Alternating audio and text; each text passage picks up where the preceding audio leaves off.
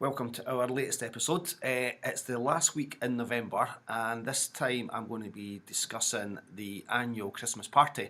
As I say, it's last week in November, so a lot of businesses are getting geared up for their kind of Christmas function, probably starting this week, as Friday is the 1st of December, so we're kind of getting right into the party season. And it's a time of year that HR professionals dread. I have to say, since running my own business the last few years, December tends to be one of our busiest months of the year, just in relation to inappropriate behaviour, misconduct, and various other issues that have arisen from the kind of Christmas party. And certainly before I had my own business, working in HR for a number of years, there were certain things that did come up, following the kind of annual Christmas party. So it is a time that HR can be fairly busy. And what I've done this week is kind of written a blog on some do's and don'ts to really help you avoid a Christmas hangover this year. So I'll direct you to the blog as part of this video. But it's really just to give you some advice around certain things to consider for your business as you're planning your kind of Christmas party this year. So a few things just to kind of think about is the venue. So I guess first of all is even just thinking about, when do you hold the Christmas party? So is it on a weeknight when you're working? The type of business that you may have, you might have shift workers, so you might be kind of working 7 days a week anyway, so you're never going to get a night that's going to please everybody. So you're kind of going to have to consider when to hold the event, but also where to hold it. So things, to consider there is how accessible is it for your employees. Think about anybody who might have any kind of potential disabilities and can't move around so easily. So is it accessible for them? And think about a venue that's probably not going to offend any particular groups of people that may work for you in your organisation. Again, invitations are really important. So, you might have people who are off on maternity leave, people who are off long-term sick. So you need to consider them and invite them to the event as well. So it needs to be kind of you need to include everybody within that. So inclusion is really important. Probably worthwhile, and this isn't us kind of being the HR police, but it is worthwhile just kind of reminding your staff around acceptable behaviour. So you'll have various policies and procedures in place already, or you should have, and it might just be a fairly informal reminder of the types of behaviour that is acceptable. And then that's probably enough in terms of setting the scene for the Christmas party, and then on the night itself. What you kind of need to consider is the entertainment that's on the go, so there's nothing there that's going to offend anybody. Looking at kind of alcohol, so you might have people who are underage, for example, so obviously that's illegal, so don't be encouraging that. You might have groups of people who, because of their religion, don't drink alcohol, so be mindful of that. And also there might be kind of situations where in the past I've seen kind of companies have unlimited access to alcohol, and that's just ended in disaster, if I'm being honest. So I've seen some businesses limit the opportunity for free drink, and perhaps using tokens or a time kind of slot at the bar or something like that. So various things like that you might want to consider. But you might be quite happy to kind of provide that alcohol during the meal, for example, or not. So these are sorts of things that you'd kind of have to consider on the night itself. Other things in terms of your role as a manager or a director or a key person in the organisation is just the types of conversations that could take place. So it's a hugely topical subject at the minute around kind of sexual harassment, bullying, etc. We've all kind of read the news, what's going on in Hollywood and Westminster and all the claims that have come out. So your Christmas party is an extension of the workplace. So anything that kind of happens at that event, your normal kind of workplace procedures would have to cover that. So inappropriate behaviour, inappropriate comments, all these kind of things are things that could certainly kind of come up. So important in your role as a manager to kind of lead by example and not engage in these types of conversations.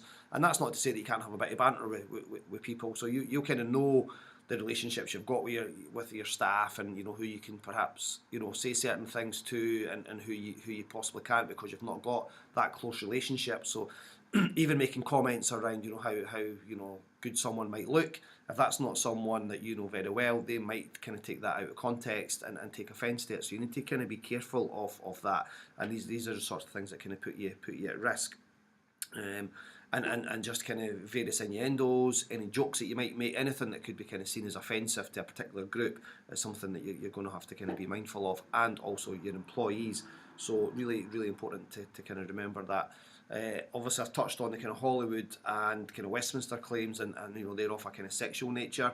And again, you know, in your kind of workplace, it's not, you know, you can't be kind of making any advances on anyone and making these types of comments, because that does open you up to a huge claim and potential risk in your organisation. And you know, we've seen that sort of thing happen from, you know, not even just Christmas parties, but just kind of normal functions as well throughout the year.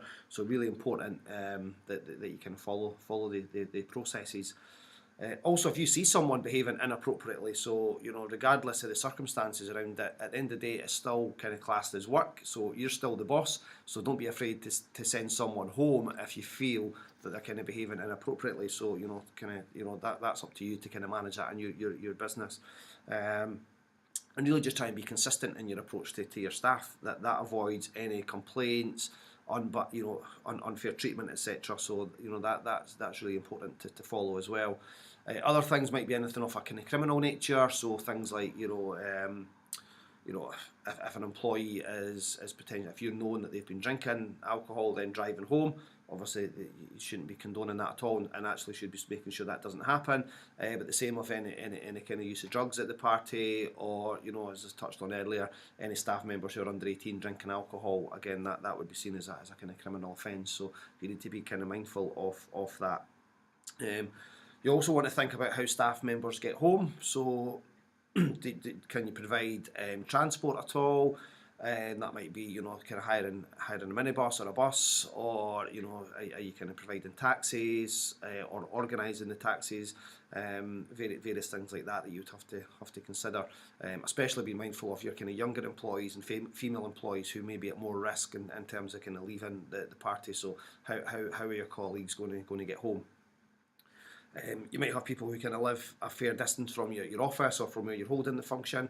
So can you look at even overnight accommodation for people as well? So it depends on the format of your party and whether, you know, you've got a budget for these kind of things. But you know, if you are offering accommodation, then look at some consistency there. So is it a certain mile radius, or is it, you know, everybody gets offered that, or nobody at all? So you've kind of just got to kind of look at that and not kind of leave yourself open to you know, kind of an interpretation there that, you know, people have been treated unfairly.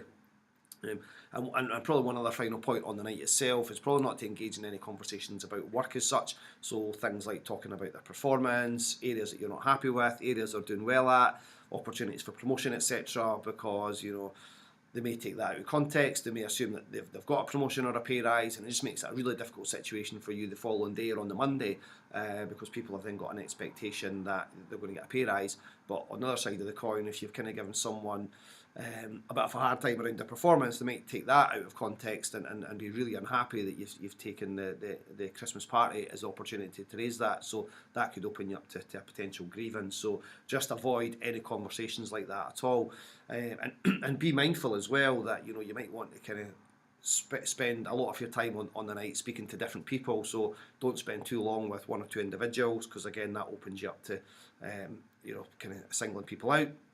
So try and maybe engage in conversations with people you don't get the chance to speak to on a day-to-day basis, and just keep conversations fairly short. Ask questions about what they're doing for Christmas, for example, anything to do with their family, and just try and be consistent across your kind of team or your kind of workforce if you can do that.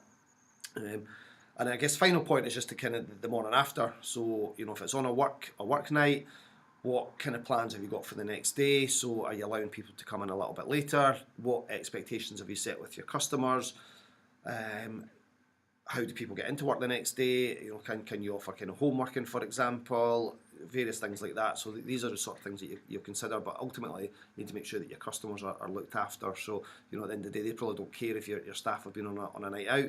They just want to know that they've been looked after and that their service levels are being adhered to. So, you know, if it is going to be on a work night, then these are the sort of things that you'd want to consider. And the final point on if it is on a work night, you might have other staff who need to stay at work because of operational reasons. So what are you doing for these people? You know, has that been done on a voluntary basis because they don't want to go to the party, so they're happy to stay at work? or do you do a separate night out for them, or on the night of the party perhaps organise pizzas or something, so they're not kind of being excluded. So hopefully that's some food for thought as we move into the Christmas party season. As I said earlier, it's not about us being the HR police and trying to spoil your fun. We're just trying to kind of protect your business. We know how difficult that can be, and we're kind of gearing up to a very, very busy time over the next few weeks.